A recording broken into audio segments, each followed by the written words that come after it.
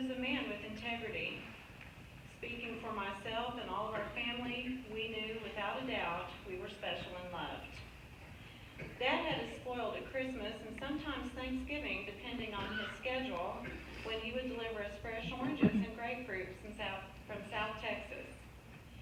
In the summer, he brought us watermelon, and he explained to us recently that depending on what part of the season you're in, which state you buy the freshest, sweetest watermelon.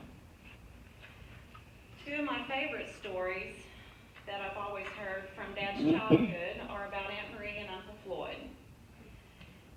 When Dad would have a little money in his pocket, they said he would ride into town and he'd tell Aunt Marie he was going to go buy ice cream and to meet him at the cemetery across the road from their house with 2 spoons, and he would be back.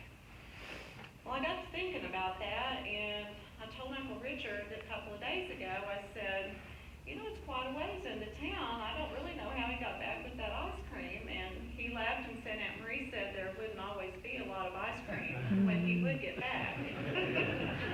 But it just showed that he was a kind person and thought of his sister and wanted to share with what Lily had.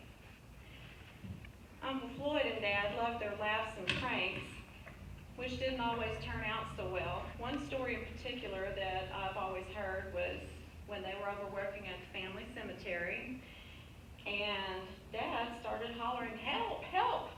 And Uncle Floyd, who thought something was wrong or Dad was hurting, took off running and jumped over a barbed wire fence. Well, when he did that, he caught the seat of his brand new overalls and ripped them from the seat down the leg. He told Grandma, though, not to be too hard on him because he shared in the blame. Apparently, Dad and Uncle Floyd were always up to something. Dad was fortunate to be in good health up to September of 2017 when he was hospitalized with pneumonia. I went immediately over to check on him.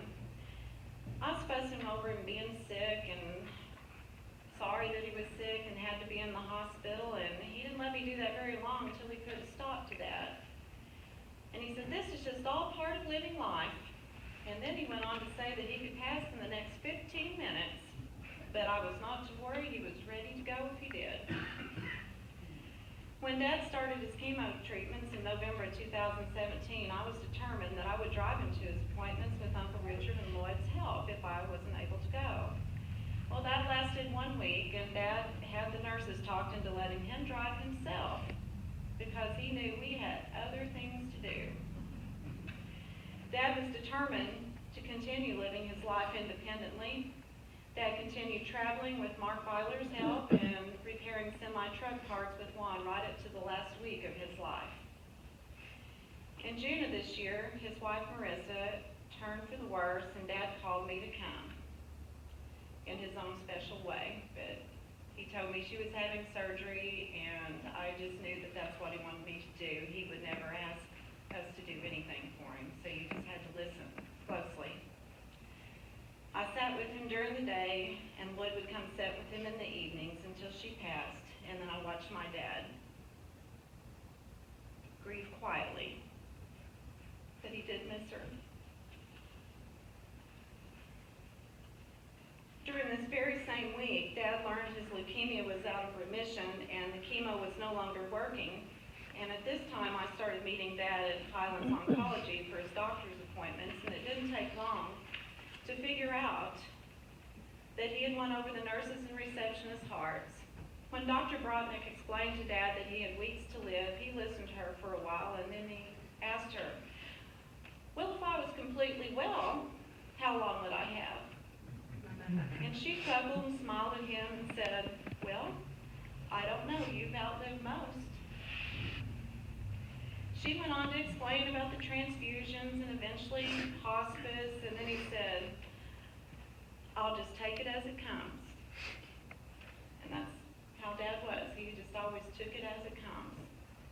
Even though Dad was weaker each week, he would tell Dr. Brodnick at the beginning of each visit, I am not sick, I am just weak.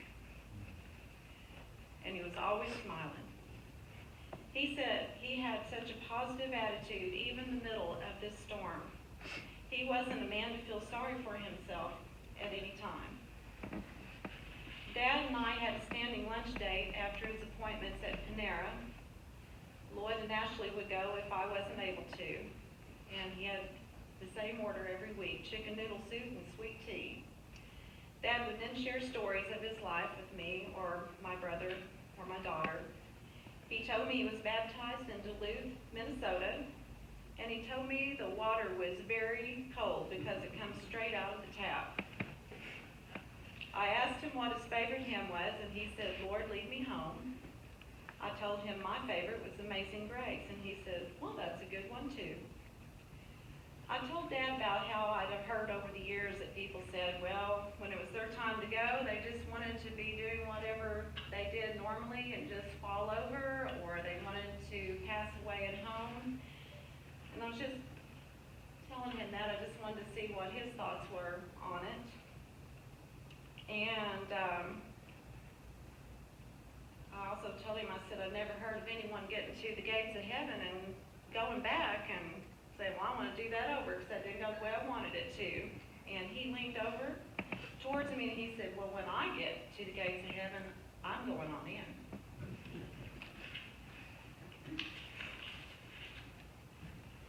The following is some things I want to share that Dad has told me or I have observed the last few weeks of his life about the people that he loved.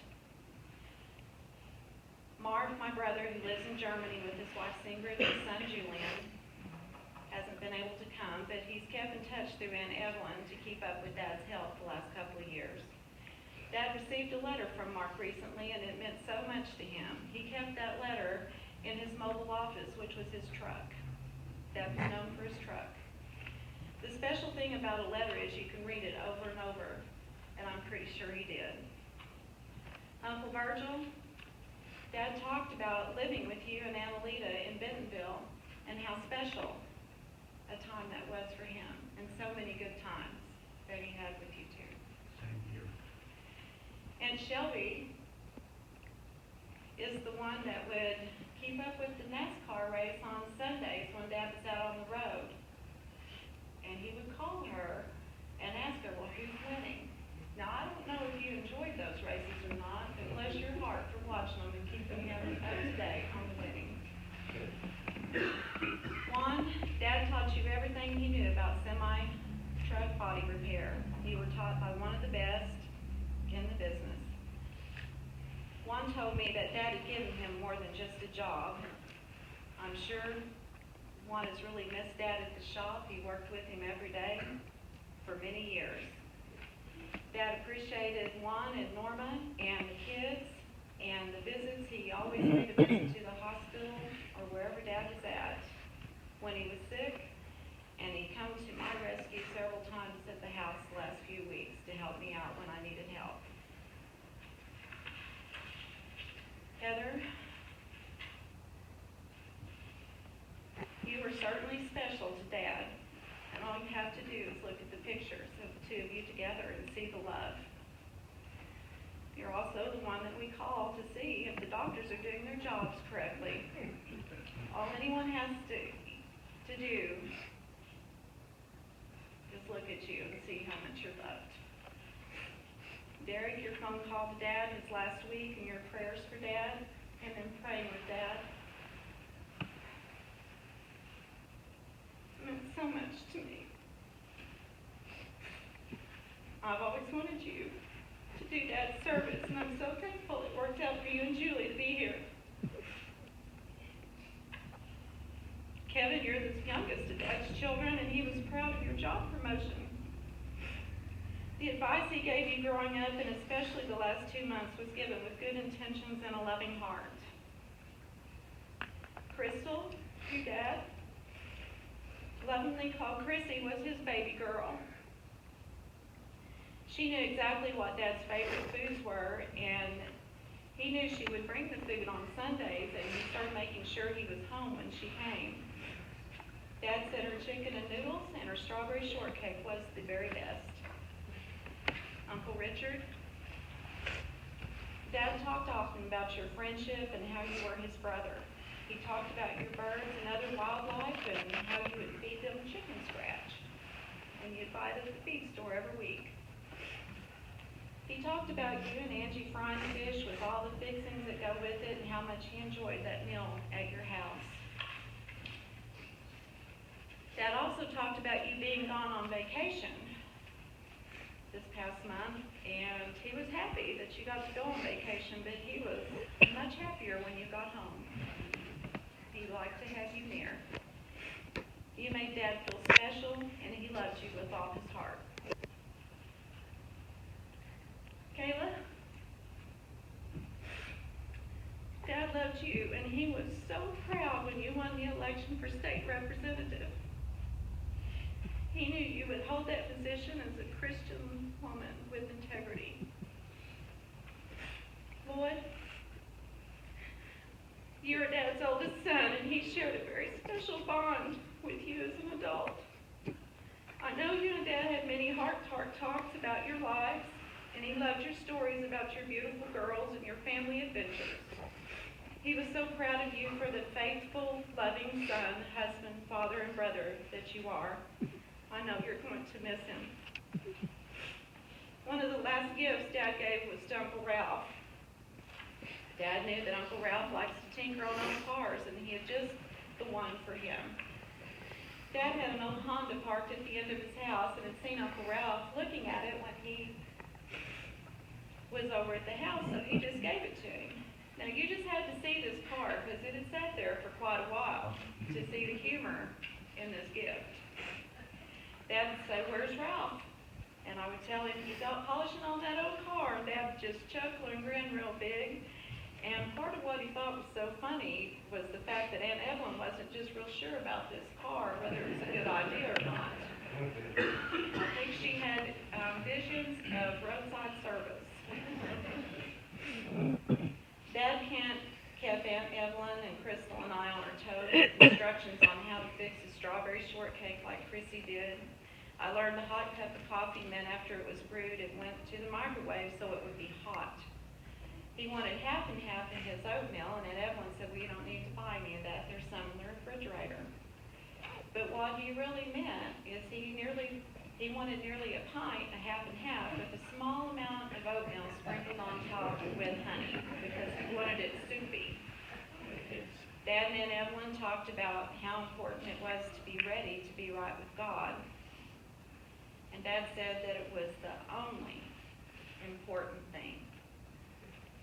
The day after Dad passed, Don Cochran of Arkansas Truck Parts came by Dad's home and told Lloyd, Crystal, and I of his and Dad's 50-plus year friendship that he valued. He wanted us to know how honest Dad was and the trust he had in our dad over the years. Don told us that he had made a very recent trip to his business in Alma and what that had meant to him. I'll always appreciate Don sharing this story with us. You may never know the dedication and sacrifices that Dad made for his family. Life wasn't always easy for him, but he walked through life with joy and happiness in his heart. I know without a doubt Dad is in heaven. I loved him with all my heart.